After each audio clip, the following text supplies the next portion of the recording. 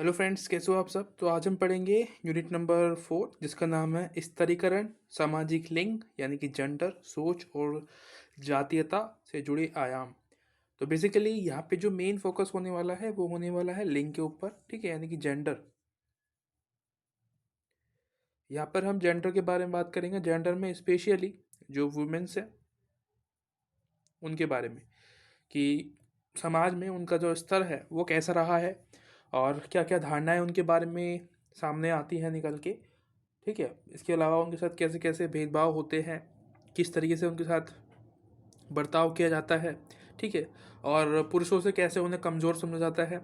ये सब बातें हम यहाँ पे करने वाले हैं, ठीक है। तो ये अपना ESO 14 का होने वाला है। ये आपको पता ही होगा, ये कोई नई बात नहीं है, ठीक है। थंबनेल आपने देख ही लिया होगा। तो शुरू करते हैं यहाँ से। ये जो पहली लाइन है आपका इंट्रोडक्शन के अंदर कुछ टॉपिक्स मिले तो मैंने यहाँ पे हाईलाइट कर लिया आप लोगों के लिए। यहाँ पे कह रहा है कि जो इस इकाई में स्तरीकरण के संदर्भ में सामाजिक लिंग सोच जातीयता से जुड़े नए मुद्दों का या मुद्दों को समझने का प्रयास किया गया है। एक तरह से इन्हें नया कहना भी सही है और गलत भी है। यानी कि यहाँ पे क्या है कि नया सही कहने से मतलब क्या है, क्योंकि ये वर्तमान का विषय है, ठीक है, इसलिए ये सही है। यहाँ पे हम इसके जो महिलाएं हैं, जो वुमेन्स है, उनके बारे में बात करते हैं आज। तो ये एक तरीके से सही भी है।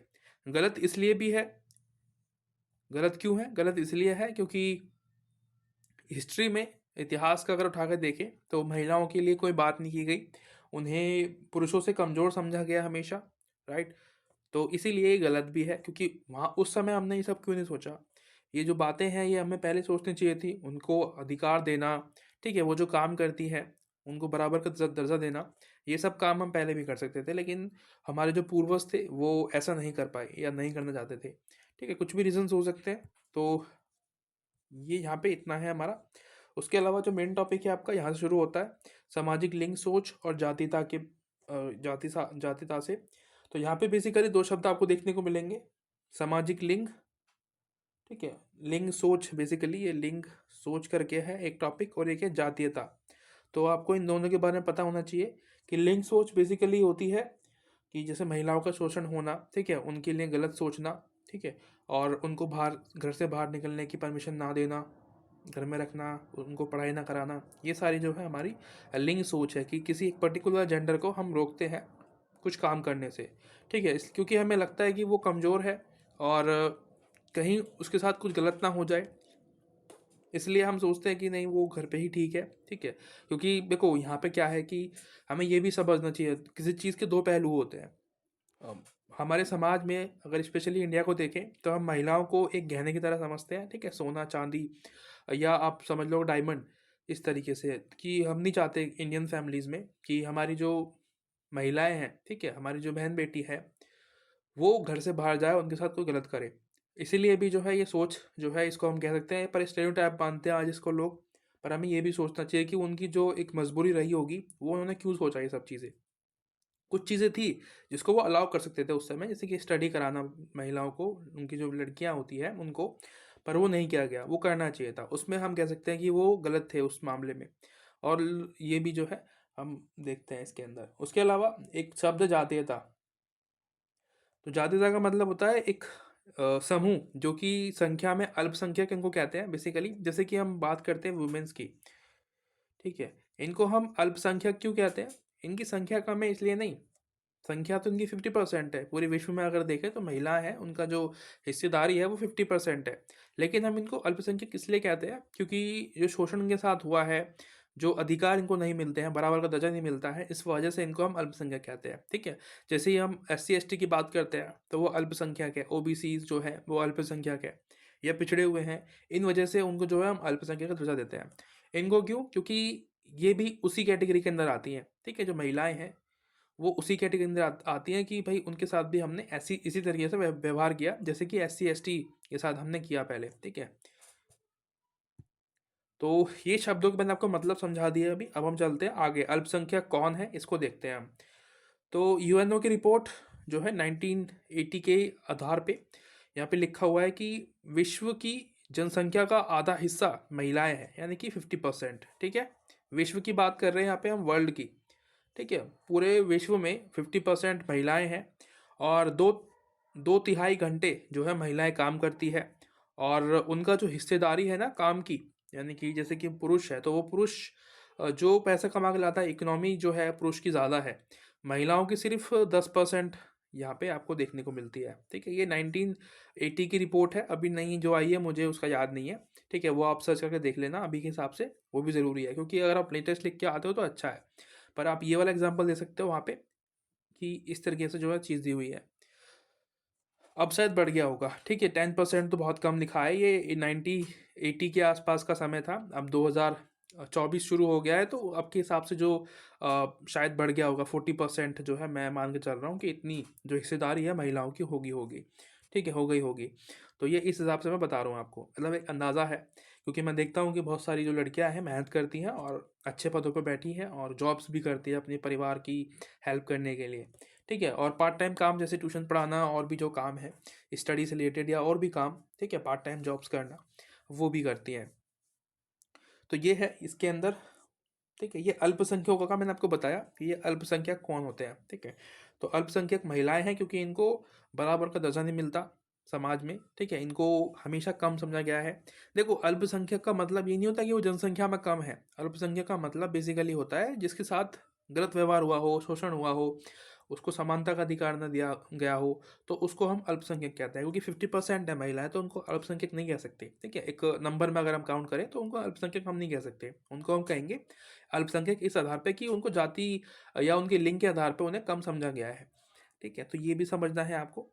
उसके बाद सेकंड टॉपिक आता है जातीयता, अल्पसंख्यक। तो बेसिकली यहाँ पे वही है, सीडन्स जोड़ देते हैं कि समाजशास्त्र में बड़े पैमाने पर प्रयुक्त होने वाली संजातीय अल्पसंख्यकों या अल्पसंख्यक समूह की धारणा में संख्या से ज़्यादा कुछ और भी निहित है। तो बेसिकली यहाँ पे वही बात कर रहा हूँ मैं आपको बताई अभी कि यहाँ पे हम नंबर्स नहीं देखते किसी चीज़ का। ठीक है, सिर्फ नंबर ही सब कुछ नहीं होता, वहाँ पे हम ये भी देखते हैं कि भाई उनके साथ जो व्यवहार है वो कैसा हो रहा है। जैसे कि अभी एक सवाल आपके दिमाग में आ सकता है, अगर आ रहा होगा तो, कि भाई अफ्रीकन्स जो है उनको अल्पसंख्यक कह सकते हैं कि नहीं, क्योंकि वो तो पिछड़े हुए हैं। अब वहाँ पे भी हम उनको अल्पसंख्यक नहीं कह सकते क्योंकि उनकी जनसंख्या बहुत ज़्यादा है अफ्रीका में, अफ्रीकन्स बहुत ज़्यादा लोग हैं वहाँ पे, मेनली जो अफ्रीकन्स हैं वो है। पर उनकी जो एक आर्थिक स्थिति है, सामाजिक स्थिति है, वो थोड़ी कमज़ोर है। इसी वजह से हम उनको जो है एक अलग कैटेगरी के अंदर रखते हैं। ठीक है, उनको हम कमज़ोर कह सकते हैं, आर्थिक रूप से कमज़ोर है या वो सक्षम नहीं हो पाए किसी भी वजह से, इस वजह से हम उनको जो है कमज़ोर कहते हैं। अल्पसंख्यक वहाँ पे हम यूज़ नहीं कर सकते। ठीक है, ये भी एक फैक्ट है। उसके बाद मगर ये महसूस करते हैं कि समाजशास्त्र में जो 3 विशेषताएं अल्पसंख्यक समूहों को परिभाषित करती है वह महिलाओं की कसौटी को खरा नहीं उतरती, क्योंकि महिलाएं अफ्रीका के अश्वेत की तरह संख्या की दृष्टि में बहुसंख्यक समूह है। अल्पसंख्यक समूह की 3 विशेषताएं इस प्रकार होनी चाहिए। तो कुछ विशेषताएं होनी चाहिए अल्पसंख्यक होने के लिए। ठीक है, जैसे कि इसके सदस्य अन्य लोगों के द्वारा उनके प्रति बरते जाने वाले भेदभाव के कारण वंचित और अलाभकारी स्थिति में होते हैं। यानी कि उनको कोई भी किसी भी प्रकार का लाभ फायदा नहीं मिलता। ठीक है, अगर कोई भी जैसे पुरुष है वो जॉब करता है तो उसको लाभ मिलता है। ठीक है, पैसे मिलते हैं काम के, उसके काम के लिए उसको पैसे मिलते हैं, श्रम मिलता है। बेशक वो अलग चीज़ है कि वो जो श्रम है वो अपनी फैमिली के लिए यूज़ करता है। ठीक है, अपनी बीवी बच्चों को पालने के लिए यूज़ करता है, वो बात अलग है, लेकिन उसको उस चीज़ के पैसे मिलते हैं। लेकिन महिलाओं को घर में वो काम करती है पूरे दिन, उनको उस चीज़ के पैसे नहीं मिलते, इसलिए वो अलाभकारी के अंदर आता है। कह रहे हैं कि ये भेदभाव तब पैदा होता है जब एक समूह के लोगों को मिलने वाला जो अधिकार होता है वो अन्य समूह को नहीं मिलता है ना। जैसे कि पुरुष है, पुरुष एक समूह है तो उनको जो लाभ मिल रहा है, जो सैलरी मिल रही है, महिलाओं को घर में काम करने के लिए वो सैलरी नहीं मिलती। ठीक है, तो उनको कहने का मतलब ये है कि उनको भी सैलरी मिलनी चाहिए। ठीक है, तो ये है इसके अंदर। उसके अलावा अल्पसंख्यक समूह के सदस्यों में सामूहिक एकता के कारण एक दूसरे से जुड़े होने की भावना होती है। ठीक है, तो ये क्या होता है कि इनके अंदर एक इमोशनल अटैचमेंट होता है एक दूसरे के प्रति जुड़े रहने का। पूर्वाग्रह और भेदभाव की शिकार होने का अनुभव उनमें सामूहिक वफादारी और हितों की भावनाओं को और भी मजबूत बनाता है। तो ये देखा होगा आपने कि जो महिलाएं हैं वो जुड़ी हुई होती है आपस में इमोशनली एक दूसरे से। तो ये है इसके अंदर। उसके अलावा क्योंकि उनको पता होता है कि भाई जो मेरे साथ हो रहा है वो भी और महिलाओं के साथ वो सेम चीज़ हो रही होंगी। ठीक है, और अल्पसंख्यक समूह के लोग अक्सर अपने को बहुसंख्यकों से एकदम अलग मानते हैं। ठीक है, एकदम मतलब एक पृथक जो है, हम डिफरेंट कह सकते हैं उनको, कि वो खुद को औरों से अलग मानते हैं, और ये महिलाओं में ये प्रवृत्ति देखी जाती है। ज़्यादातर अल्पसंख्यक समूह कुछ हद तक बहुसंख्यक समुदाय से भौतिक और सामाजिक रूप से अलग हो रहते हैं। आपने देखा होगा जो महिलाएं होती हैं उनका एक समाज, उनकी जो एक दुनिया होती है वो अलग होती है, ठीक है। देश के कुछ भागों, शहरों, बस्तियों में उनका जमावड़ा रहता है, यानी कि एक साथ वो लोग रहते हैं साथ में मिलके। उसके अलावा बहुसंख्यक और अल्पसंख्यक समूह के सदस्य के बीच अंतरजातीय विवाह नहीं होते, ठीक है। तो ये जो बेसिकली जो एग्जांपल्स यहाँ पे दिए जा रहे हैं आपको, ये दिए जा रहे हैं एक सदस्यों के रूप में, एक समुदाय को दिखाने के लिए। जैसे कि सलम आप देखते हो, सलम एरियाज जो होते हैं, जो ये जो वो लोग होते हैं जो कि बाहर के देशों से आए हुए होते हैं, जैसे कि हमारे यहाँ पे बांग्लादेश से लोग आए थे, ठीक है। अभी आपने जो यूसीसी जो है, CAA जो है, अभी एक एक्ट आया है, वो पास किया गया है गवर्नमेंट के द्वारा। उसके तहत जो हमारे जो बाहर से जो लोग आए हैं, बांग्लादेश से, श्रीलंका से, जो गैर मुस्लिम हैं, उनको शरण दी गई है, ठीक है, और नागरिक होने का दर्जा दिया गया है। तो उसको हम, उन लोगों को हम अल्पसंख्यक कह सकते हैं, क्योंकि वो जो संख्या है उनकी, वो कम जो है आए हैं हमारे देश में, बाहर से आए हैं एक तरीके से, ठीक है। वो है हमारे देश के लोग हो सकते हैं, हिंदू हो सकते हैं, लेकिन वो बाहर से आए हैं, ठीक है, तो वो अल्पसंख्यक के अंदर आएंगे। उसके अलावा अल्पसंख्यक समूह के लोग अपनी सांस्कृतिक विशिष्टता बनाए रखने के लिए अंतर विवाह जो है को बढ़ावा देते हैं। बेसिकली ये क्या होता है कि अपनी जो संस्कृति होती है उसको बनाए रखने के लिए ये अपने अंदर ही शादी करते हैं घर के अंदर। जैसे कि आपने मुस्लिम्स में देखा होगा, तो इनमें क्या होता है कि अपनी फैमिली में ही शादी होती है, ठीक है, अपने आसपास में जो होते हैं उन्हीं में ही शादी होती है। ऐसा नहीं है कि कभी शादी शादी के लिए लड़की या लड़के ढूंढने के लिए कहीं बाहर जाते हैं, आसपास में ही, पड़ोस में, ठीक है, शादी हो जाती है अपने रिश्तेदारों में। तो उनकी अपनी एक प्रोटोकॉल्स है, वो उसको फॉलो करते हैं, उसमें कोई दिक्कत नहीं है, ठीक है। अपने अपने कल्चर है सबके अलग अलग, तो इनको हम अल्पसंख्यक समूह भी कहते हैं। जैसे मुस्लिम्स है ना, ये भी अल्पसंख्यक के अंदर ही आते हैं, ठीक है। इनके साथ भी गलत हुआ है, भेदभाव होता है, तो उसकी वजह से भी ये अल्पसंख्यक के अंदर आते हैं। जैसे SC ST है वैसे ही ये भी है, OBC के अंदर आते हैं मुस्लिम्स, ठीक है। और भेदभाव, वंचित, ये सब रखा जाता है। आपको ये महिलाओं को रिलेट करके बताएगा कि ये सब जो चीज़ें होती है महिलाओं के साथ भी होती है, कुछ लगभग महिलाओं को जोड़ने की कोशिश की गई है यहाँ पे, ठीक है, अल्पसंख्यक समूह के रूप में। यहाँ पे महिलाओं को एक अल्पसंख्यक समूह के रूप में दिखाया गया है। जो टॉपिक्स मैं छोड़ रहा हूँ आप उनको लीव करते चलिए, ठीक है, क्योंकि जो मेन टॉपिक्स है मैं आपको बताते चल रहा हूँ, और जो सवाल बनेगा वो यहीं से बनेगा, ठीक है। महिलाओं वाला सवाल बन सकता है आपके लिए कि जेंडर के आधार पे कैसे डिफ्रेंशिएट किया जाता है लोगों को, महिलाओं को, ठीक है, उसके ऊपर सवाल आ सकता है। तो अब जो मैं आपको पढ़ा रहा हूँ ना, जो अभी तक मैंने आपको पढ़ाया है, जो पढ़ाने वाला हूँ अभी आगे, 1 2 टॉपिक्स और हैं, वही लिखना है आपको। उसके अलावा कुछ और लिखने की जरूरत नहीं पड़ेगी, इतना ही काफ़ी रहेगा। उसके अलावा यहाँ पे जातीय जो है, सामाजिक लिंग और संजातीय भेद के बारे में लिखा हुआ है। इसको मैं ज़रा एक्सप्लेन करता हूँ आपको। यहाँ पे सबसे पहले आपको कुछ टॉपिक्स दिए हुए हैं। यहाँ पे हमें संजातीय भेद जो है, संजातीय का मतलब समझना पड़ेगा। बेसिकली संजातीय जो है अवधारणा प्रजाति से अलग रहने की होती है। बेसिकली यहाँ पे एक तरीके से प्रजाति है जो अलग रहती है। जैसे महिलाएं हैं हमारी, वो एक अलग प्रजाति की जो है, यहाँ पे उसको दिखाया गया है कि वो जो उनकी दुनिया होती है, जो इमेजिनेशन दुनिया होती है, जो वो सोचती हैं, वो एकदम अलग होता है चीज़ों से। उसके अलावा महिलाएं और संजातीय समूह दोनों अति दृश्यमान हैं, भिन्न दिखाई देते हैं, अलग अलग जो है दिखाई देते हैं। महिलाएं जो होती है, आप उनको एक तरीके से, उनका जो एक जहान होता है वो अलग होता है और से, जैसे हम पुरुष होते हैं ना, उनसे अलग उनकी दुनिया होती है एक। उसके अलावा एक अल्पसंख्यक संजातीय समूह अमेरिका में अपनी रंग, केश, नैन नक्श से अलग दिखाई दे सकते हैं।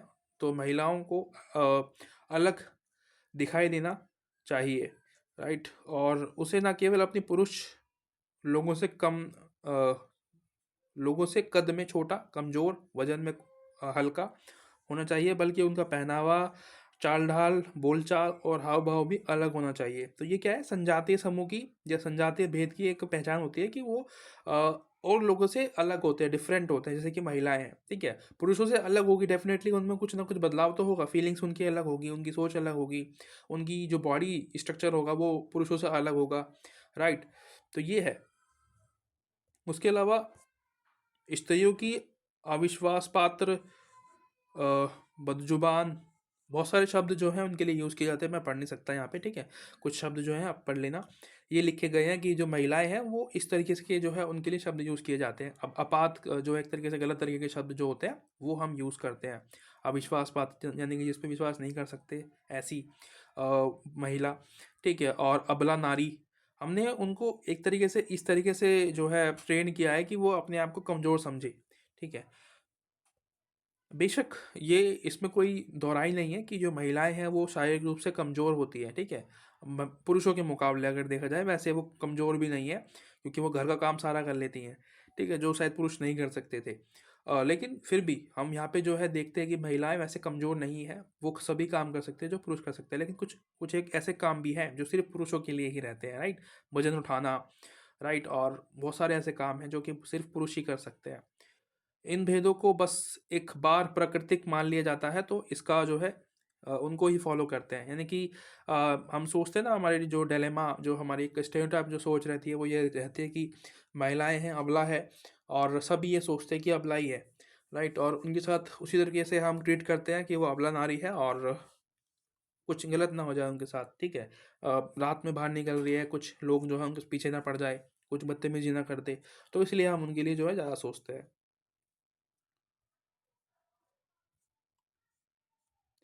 उसके अलावा यहाँ पे और भी कुछ है क्या?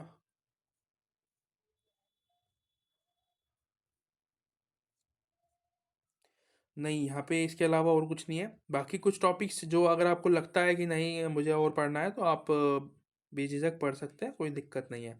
जो मेन टॉपिक्स थे मैंने आपको कवर करा दिए हैं। इसके अलावा आपको ना चैप्टर समझने की ज़रूरत नहीं है, ठीक है। जो कॉन्सेप्ट था मैंने आपको समझा दिया है कि ये जो चैप्टर है इसके अंदर है क्या। क्योंकि कुछ टॉपिक्स ऐसे हैं जो कि आपको समझ में भी नहीं आएंगे पढ़ने के बाद यहाँ पे। तो वैसे आप पढ़ सकते हो, कोई दिक्कत नहीं है, मैं मना नहीं कर रहा आपको पढ़ने के लिए, राइट। क्योंकि मैंने जितना पढ़ाया है मुझे लगता है इतना इनफ है एग्ज़ाम के पॉइंट ऑफ व्यू से। अगर आपको सिर्फ एग्ज़ाम के लिए पढ़ना है तो इतना बहुत है। अदरवाइज़ अगर आपको कॉन्सेप्ट क्लैरिटी चाहिए तो उसके लिए भी ये बेस्ट है जो मैंने आपको पढ़ाया है, राइट। तो अच्छा लगा हो तो आप मुझे जो है सपोर्ट कर सकते हो, क्योंकि अच्छा लगता है मुझे, मोटिवेशन मिलता है इससे वीडियो बनाने का और कुछ और एक्स्ट्रा आपके लिए मेहनत करने का। तो मिलते हैं अगली वीडियो में, तब तक के लिए thank you so much, bye bye.